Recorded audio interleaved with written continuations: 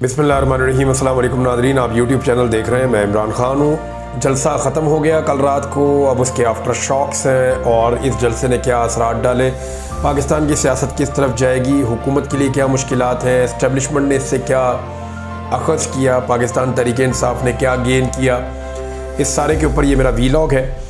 सबसे पहले तो PMLN को बिल्कुल सांप सूंघा हुआ था, वो किसी किस्म की बातचीत नहीं कर रहे थे जितनी देर तक वो जलसा चलता रहा। जलसा ख़त्म होने के बाद कुछ लोग आहिस्ता आहिस्ता निकले, बोलना शुरू किया और फिर हमने देखा कि थोड़ी देर के बाद जब थोड़े से औसान बहाल हुए PMLN के, तो फिर उन्होंने धमकियां लगाना शुरू की, तड़ियां लगाना शुरू की, बड़के मारना शुरू की कि अली अमीन गंडापुर जो है वो अब लाहौर में जलसा करना चाहते हैं तो वो अटक का पुल क्रॉस करके दिखाए, हम ये कर देंगे वो कर देंगे। लेकिन जिस वक्त वो धमकियाँ और तड़ियाँ लगाई जा रही थी, अली अमीन गंडापुर उस वक्त तक इस्लामाबाद में ही था, यानी अगर किसी ने रोकना था तो वो आज रोक लेता।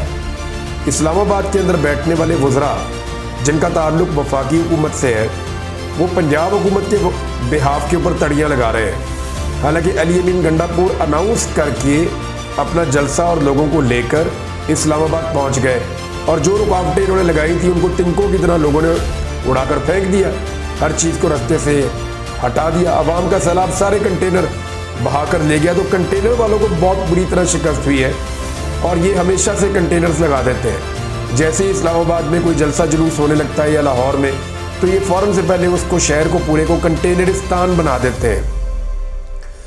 अब हुआ ये है कि पहले कह रहे थे जी बंदे नहीं निकलेंगे, फिर ये एक बयानिया लेकर आ रहे थे, फिर दूसरा बयानिया लेकर आ रहे थे, तो सारे बयानिए शाम होते होते जब जलसा मुकम्मल हुआ तो बढ़ गए। इंटरनेट के सिग्नल बहुत डाउन थे, वीडियोस आ नहीं रही थी, तो अब जो वीडियोस आ रही है उनसे पता चल रहा है कि कितना हैवी किस्म का माहौल था और कितनी बड़ी तादाद में लोग थे। तहरीक इंसाफ के लोग जब जलसे से फारिग हुए, मोबाइल के सिग्नल्स जो है पूरी तरह बहाल हुए, तो लोगों ने बताना शुरू किया और वीडियोस लगाना शुरू की वापसी पे कि देखें आज हमने क्या देखा। और वो जो मनाजिर हैं वो अब पूरी दुनिया में जा रहे हैं। इसकी जो कवरेज हुई है जलसे की, वो आलमी मीडिया में बड़ी शानदार हुई है। पाकिस्तान का मीडिया तो मजबूर है बेचारा, और पाकिस्तान का मीडिया गुलाम है, यानी आज़ाद मीडिया नहीं है, लिहाजा पाकिस्तान का मीडिया तो दिखा नहीं पाया। सोशल मीडिया ने अपनी रिस्पॉन्सिबिलिटी पूरी की, वो दिखाते रहे हैं। और आपको हैरत होगी इस बात से कि मिलियंस में लोगों ने अब तक जलसे की कार्रवाई देखी है। हालांकि इमरान खान साहब इस जलसे का हिस्सा नहीं थे, यानी PMLN का नवाज शरीफ का जलसा चल रहा होता है तो 400-500 लोग मैक्सिमम देखते हैं। बाद वक़्त मियाँ साहब प्रेस कॉन्फ्रेंस कर रहे होते हैं तो इतने लोग भी नहीं देख रहे होते जितने उनकी फैमिली मेंबर्स हैं, यानी फैमिली में भी बहुत सारे लोग हैं जो नहीं देखते मियाँ साहब को सोशल मीडिया पे, लेकिन इधर मिलियंस के अंदर लोगों ने देखा। और ये वो लोग हैं जो इमरान खान के बगैर इस जलसे को देख रहे हैं। अभी उनका लीडर में असर नहीं था। फ़र्ज़ कीजिए अगर लीडर बाहर आ जाता है तो फिर मुल्क के स्याह और सफ़ेद का मालिक तो इमरान खान हो जाएगा, सारी सियासत इमरान खान की ज़बान पे चलेगी, उनके इशारों के ऊपर चीज़ें कंट्रोल होंगी। तो इमरान खान इस वक्त पाकिस्तान की सबसे बड़ी पॉलिटिकल हकीकत बन गया है, कोई माने या ना माने। अब वज़रा बेचारे निकल के, और कुछ सहाफ़ी हैं, कुछ दीगर लोग हैं, कुछ इनकी ओपिनियन कोई PDM की जमातों से मैच करती है या मफादात मैच करते हैं, वो बेचारे डैमेज कंट्रोल करने की कोशिश कर रहे हैं कि किसी तरह वो डैमेज कंट्रोल किया जाए जो अली अमीन गंडापुर और उनकी टीम करके चली गई है। अली अमीन ने एक और बात की कि कोई हमें मारेगा तो हम भी आगे से अब मारेंगे, अगर आप आइन को नहीं मानते तो फिर हम भी आइन को नहीं मानते। यानी ये एक तंग आया हुआ आदमी ऐसी बात करता है कि जनाब एक के बाद एक मुकदमा, एक के बाद एक मामला, लीडर को जेल में रखा हुआ है 1 साल से, केस ही कोई नहीं है उसके ऊपर। ऐसा तमाम केसेस में या तो उसकी ज़मानतें हो गई, या वो बाइज्जत बरी हो गया, या मुकदमात ख़त्म हो गए, और अब रह गया सिर्फ एक मामले के अंदर उनका जुडिशल रिमांड है, वहाँ पे उनकी जैसी बेल हो जाएगी। मंगल की तारीख दी हुई है वैसे अदालतों ने इस मामले में, तो जैसे ही इमरान खान साहब की बेल हो जाएगी तो सिचुएशन एकदम बदल जाएगी। फिर जो एक डेडलाइन दी है हुकूमत को, पाकिस्तान तहरीक इंसाफ की जानिब से दी गई कि जनाब आपको डेडलाइन दे रहे हैं 2 हफ्ते के अंदर इमरान खान साहब को छोड़ दिया जाए, और अगर 2 हफ्तों में इमरान खान साहब को ना छोड़ा गया तो फिर एक तहरीक चल पड़ेगी। बल्कि ये कहा गया कि हम जाकर इमरान खान को खुद छुड़वा लेंगे जेल से, और इसके अंदर अगर गोली भी खानी पड़ी तो अली अमीन गंडापुर ने कहा जी पहली गोली मैं खा लूँगा और मैं आप सबसे आगे चलूँगा। अब ये स्टेटमेंट इतना हैवी है कि इसके बाद हुकूमत की सिटी गुम हो गई है। हुकूमत ये भी सोच रही है कि ये स्टेटमेंट तहरीक इंसाफ कैसे दे सकती है। उन्हें इतना यकीन कैसे है कि 2 हफ्ते में इमरान खान साहब को छोड़ना पड़ जाएगा, वरना वो एक बड़ी तहरीक चलाने का कह रहे हैं। हुकूमत जो है वो एस्टेब्लिशमेंट पे भी शक कर रही है और उन्हें लगता है कि शायद एस्टेब्लिशमेंट अपने आप को इस सारे गंदे खेल से बाहर निकालना चाहती है। अगर एस्टेब्लिशमेंट अपने आप को इस सारे गंदे खेल से बाहर निकाल लेती है तो फिर अदालतों के जरिए इमरान खान साहब बाहर आ जाएंगे और उनके बाहर आते ही सारा का सारा सिनेरियो चेंज हो जाएगा। अली अमीन गंडापुर साहब को धमकियां लगाने वाले लोग कुछ किसी और के गुनाहों का जिम्मा भी अपने सर ले रहे हैं। यानी वो ये भी कह रहे हैं पिछली दफा तुम्हारे बाल काटे थे, इस दफा ये कर देंगे वो कर देंगे।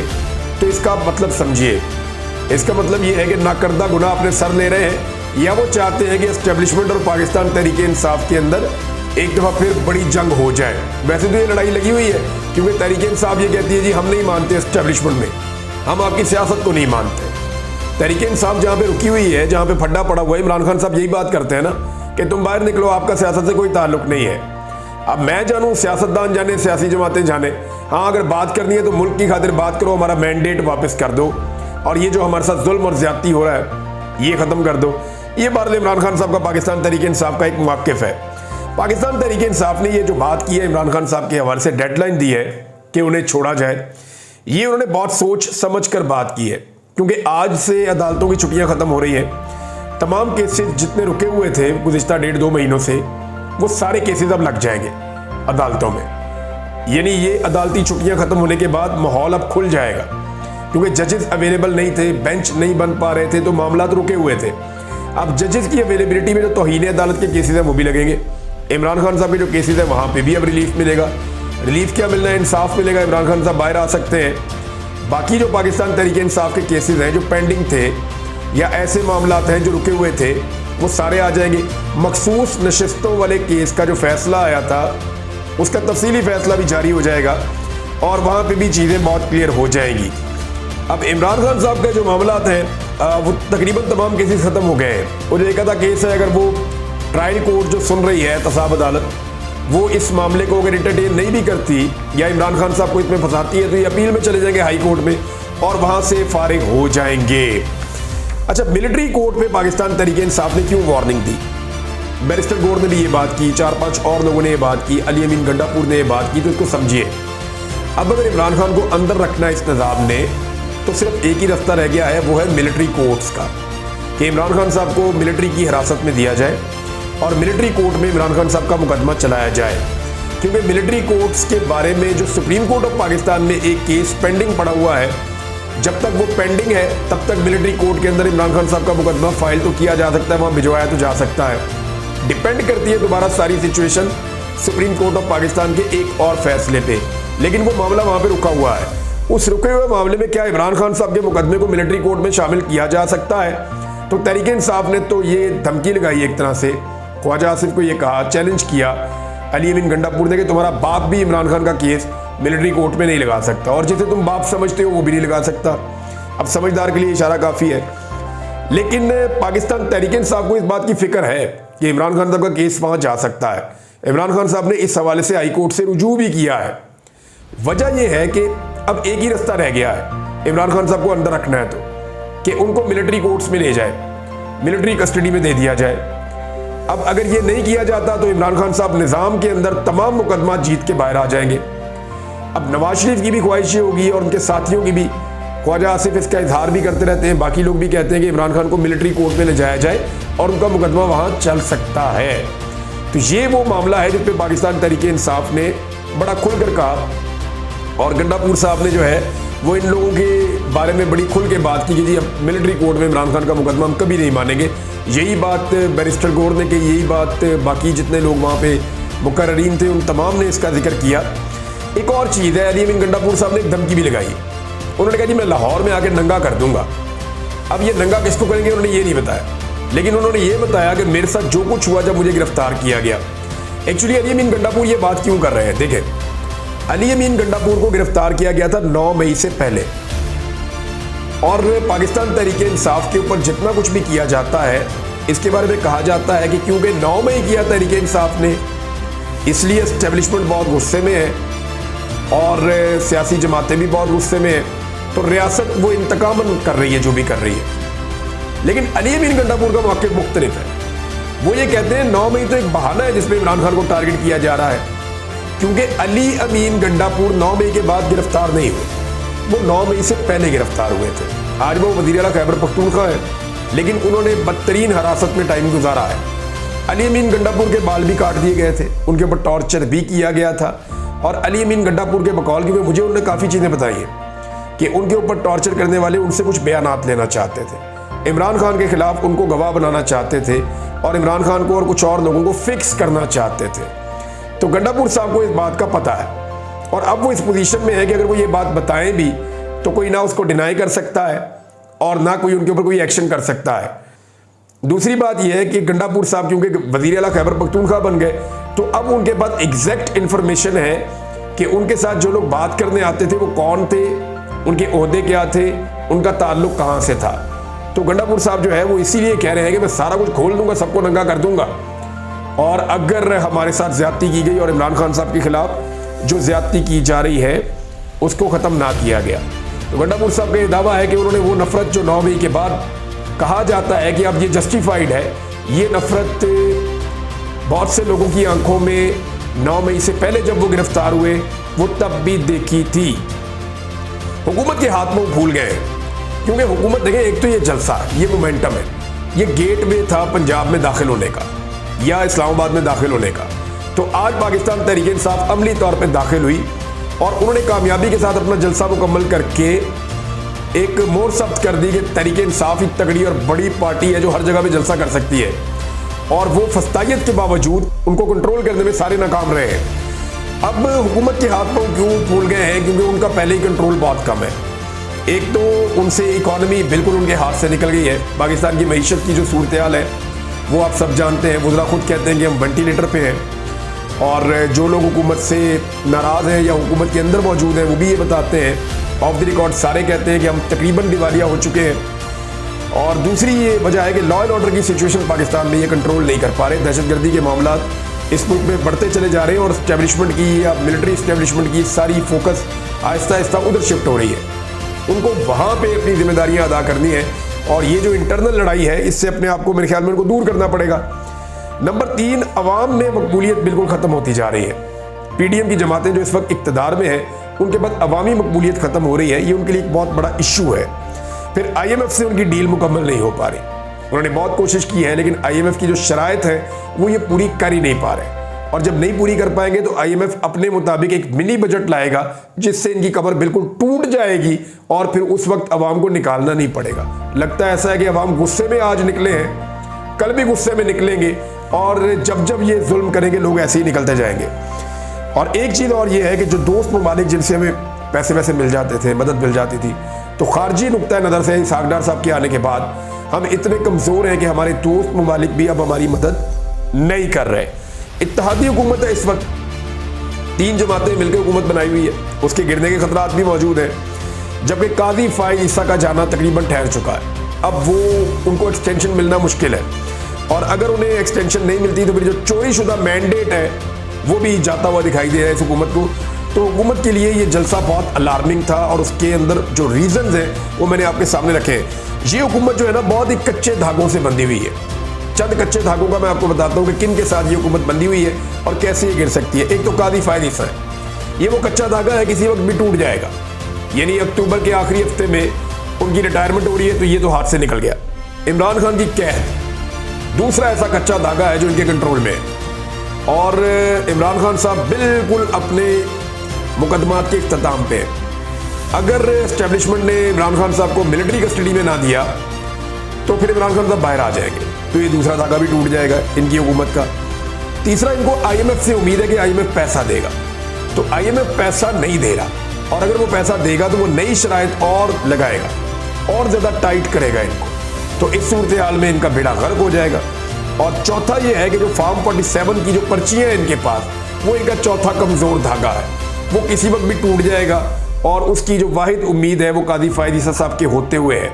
और अगर ये फार्म 47 की पर्चियाँ जाली साबित हो गई तो ये हुकूमत फिर नहीं ठहर पाएगी। अच्छा, एक तो ये पहले ही अवामी सपोर्ट से महरूम है। दूसरा, इमरान खान साहब ऑक्सफोर्ड के चांसलर का इलेक्शन भी लड़ने जा रहे हैं, तो इस चीज़ से भी ये बहुत परेशान है। अब उसका इन्होंने एक हल ढूंढा है और वो हल मैं आपके सामने रख देता हूँ। एक नया बयानिया लॉन्च किया गया इमरान खान साहब को लेकर, और बयानिया ये है कि इमरान खान यहूदी एजेंट है। मैं आपको बताता हूँ, थोड़े दिन पहले यही हुकूमत कह रही थी कि वो तालिबान के दोस्त हैं, वो ख़वातीन को पर्दा करवाते हैं, वो कट्टर मुसलमान है, वो आशिक रसूल है। इस किस्म के इमरान खान साहब के ऊपर एलिगेशंस ये हुकूमत लगवा रही थी और उसके ऊपर भंगड़े डाल रही थी। खुश हो रहे थे ये लोग, टीवियों पे खबरें चला रहे थे कि मगरबी ममालिक में छपने वाले अखबार में एक आर्टिकल में ये कहा गया कि इमरान खान साहब पक्का सच्चा मुसलमान आशिक रसूल है, लिहाजा ऑक्सफोर्ड में इसको वोटिंग नहीं होनी चाहिए। इन्होंने पहले ये बयानिया बनाया, लेकिन कोशिश भी इन्होंने बहुत की, बहुत सारी चीज़ें जाकर जमा भी करवाई इससे मिलती जुलती, और कोशिश की कि ऑक्सफोर्ड यूनिवर्सिटी के इलेक्शन में इमरान खान साहब चांसलर ना बन पाए और वो लड़ ही ना सके। लेकिन जब इन्हें हर जगह में शिकस्त हो गई तो अब एक नया बयानिया है, और ये बयानिया एक्चुअली PMLN ने तैयार किया है, और जिन लोगों ने तैयार किया है, जिस जगह बैठकर तैयार किया है, उसका भी मुझे अब पता चल गया है, और जिसने ये पहली दफ़ा शुरू किया था वो भी मुझे आइडिया है। आहिस्ता आहिस्ता ये सारे करैक्टर आपके सामने आ जाएंगे। इस बयानिया के ऊपर राना सनाउल्लाह ने और ख्वाजा आसिफ ने पहले स्टेटमेंट दिए। बयानिया ये बनाया जा रहा है कि इमरान खान यहूदी एजेंट है। इस सिलसिले में पहले इसराइल के एक अखबार के अंदर एक ब्लॉग छपवाया गया। वो आज़रबाईजान की रहने वाली खातून है, मुबैना तौर पे वो कोई थोड़े से पैसे लेकर वो लिख देती हैं आर्टिकल थोड़े पैसों में, तो उनसे वो जो ब्लॉग लिखवाया गया उसके ऊपर ये इमारत खड़ी की गई कि इमरान खान जो है वो प्रो इसराइल है और वो यहूदियों का एजेंट है। फिर यही बात जो है वो यहूदी लॉबी का आदमी है इमरान खान, ये बात जो है राना सनाउल्लाह ने की। ख्वाजा आसिफ ने कहा कि इसराइल के जुल्म पे इमरान खान कभी नहीं बोला, हालांकि पूरी दुनिया गवाह है कि जितना और जैसा इमरान खान बोला इसराइल के जुल्म के ऊपर वैसा कोई नहीं बोला। उसने अक़वाम मुत्तहिदा में खड़े होकर जिस तरह वो तकरीर की और जिस तरह उसने अपने मौक़िफ़ को पेश किया, पाकिस्तान की तारीख में कोई आदमी, कोई वज़ीर आज़म ऐसा नहीं कर सका जो इमरान खान साहब ने किया है। लेकिन ये दोनों ये बात कर क्यों रहे हैं और PMLN ये बयानिया बना क्यों रही है? बज़ाहिर दिखाई देता है कि PMLN ने ये मान लिया है कि इमरान खान ऑक्सफोर्ड के चांसलर ज़रूर बन जाएंगे, और मेरी इत्तला के मुताबिक जो इन्होंने मीटिंग की उसमें यह तय किया कि अगर इमरान खान ऑक्सफोर्ड का चांसलर बन जाता है तो हमने उससे पहले और उसके बाद ये बयानिया बनाना है कि क्योंकि इमरान खान यहूदियों का एजेंट है, इसलिए यहूदी लॉबी मिलकर उसको, यानी ये कहेंगे ये बात, जितवाने की कोशिश कर रही है ऑक्सफोर्ड चांसलर का इलेक्शन, या जीतने के बाद ये कहेंगे जी उन्होंने जितवाया इसको। यानी आप समझ गए ये कितने चालाक लोग हैं। यानी अगर इमरान खान इतने गैर मकबूल है और इतना फारिग आदमी है तो बिलावल ने ऑक्सफोर्ड से पढ़ा है, सारी जमातें मिल जाओ, सारे रल के कंपेन करो, बिलावल जरदारी को इलेक्शन लड़ा रहे हैं इमरान खान के खिलाफ ऑक्सफोर्ड यूनिवर्सिटी का, लग पता जाएगा वो चांसलर बनता है या नहीं बनता। देखिए वो भी तो चांसलर का इलेक्शन लड़ सकता है ना, तो लड़ ले इलेक्शन इमरान खान के खिलाफ, लेकिन मुमकिन नहीं है, इनसे हो नहीं पाएगा। और अब इन्होंने तरीका ये ढूंढा है कि अगर इमरान खान साहब जीत जाते हैं तो हम ये बयानिया बना देंगे कि जनाब यहूदियों का एजेंट है तो यहूदियों ने जितवा दिया। तो आपको अंदाज़ा हो जाना चाहिए कि ये होने वाला है, तो इसकी तैयारी पहले से कर लें। अब तक के लिए इतना, अपना ख्याल रखिएगा, अपने चैनल का भी अल्लाह हाफ़िज़।